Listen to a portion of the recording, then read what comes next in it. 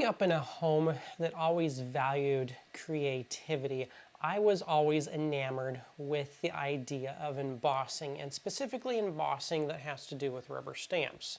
Embossing with rubber stamps is something that you do where you take a rubber stamp and you use a special ink that is a pigment ink. You stamp it on paper or wood or really anything that you want.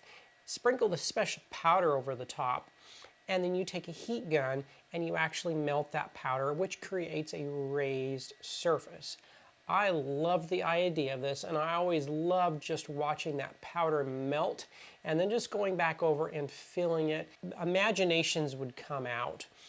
Well, when I learned that you could make rubber stamps with your laser, I was over the moon because stamps can be expensive. This stamp was $10. Now I have some stamps that were even more expensive like that, $20, $25 per stamp. But now that I realize that I can make my own, the sky is really the limit. There is so many things as a maker that you can make with rubber stamps and do. Well, today we are going to do that. We are going to create a stamp with my logo on it on a stamp material that I bought off of Amazon. I will make sure to leave a link in the description below of where I got the material from. Now the laser that we're going to be using today is the Longer Ray 5 10W diode laser. Now Longer was very generous in supplying this laser to me to do a review. And if you haven't watched any of my previous videos, I suggest you do so.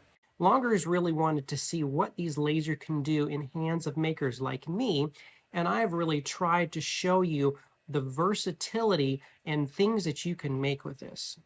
So to start off with, let's jump over to Lightburn and see what we can make. So starting off in Lightburn, this is a very simple process. So what I'm going to do is come over here to my art library and grab my personal logo. Now I'm just going to drag it from a corner to shrink it down. You can also just type in a size that you want up here at the top with width and height. Just make sure your height dimensions are locked because you don't want it to be different shapes.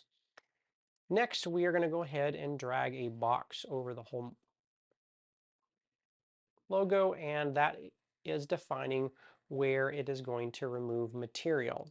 Now we just need to move the sides in because we don't need to make this part huge because we don't need to waste a bunch of material where it's removing it. Now that that looks good, before we group this all together, I'm going to click on that outside line and hit duplicate. That duplicate, I'm going to change that to red, and that is going to define my cut line. My cut line is going to be in red. The black is where it's removing material. So I'm just going to move that off to the side just for a second. Highlight all of that and group it together. Now I can highlight the whole thing, use my bullseye, and that exactly lines it up on top of each other. Now that I've done that, I can right click and hit preview, and everywhere that you see a black mark is where it's removing material. Now for some reason, if I wanted to do the invert of this, all I would do would be to create the logo with no box around it and just place it wherever, and then I can have a cut line. That way, my laser is just engraving this instead of removing the background and leaving this part. So let's jump up here to our fill and line settings. Our fill, I'm going to go ahead and set to 12 millimeters a second. Power is going to be 100%. My lines per inch, I have it, let's go ahead and put it at 220. Doesn't necessarily need to be super high. And I don't want to have crosshatch on. Crosshatch is where it goes one direction and then it goes the other direction. That's basically double removing it, and that will actually remove too much material. And we'll hit OK. Next, my cut line. Cut line is going to be 2 millimeters a second at 100% power, one pass, and that is going to cut out my stamp once it's done engraving. Now next we're going to go to our material, define how big we want this, and get it framed in.